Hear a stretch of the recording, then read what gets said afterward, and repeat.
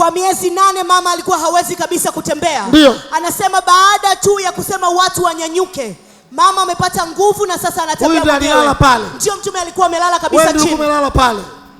Alikuwa hawezi kusimama. Alikuwa hawezi kusimama na ameletwa hapa na wifi yake. Tembea sasa. Nifuate. Tumpeni Bwana utukufu na nguvu. Tumpeni Bwana utukufu na nguvu. Tumpeni Bwana utukufu na nguvu. Tumpeni Bwana utukufu na nguvu. Itajeni jina la Mungu wetu. Ndio.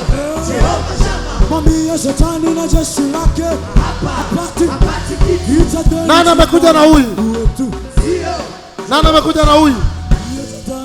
Aliyemleta huyu kwa hapa. Kila uliyokuja uwezi kusimama utasimama. Uko tayari kusimama?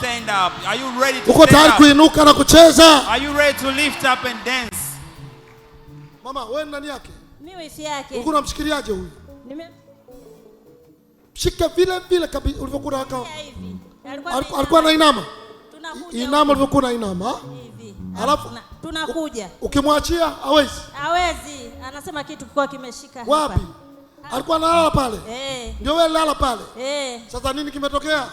Naona amepona. Inuka, fanya hivi. Baba, asante kumponya mwanamke huyu. Father, thank you for healing this woman. Glory be to you. Nenda pale paka mafuta. Tembea mtoto. Alikuwa hawezi hata kubeba mtoto. Huyu mtoto wake? Huyu ni mtoto wake? Njoo. Ulikuwa hawezi hata kubeba mtoto?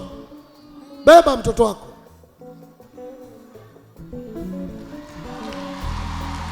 Alikuwa hawezi? Alikuwa hawezi.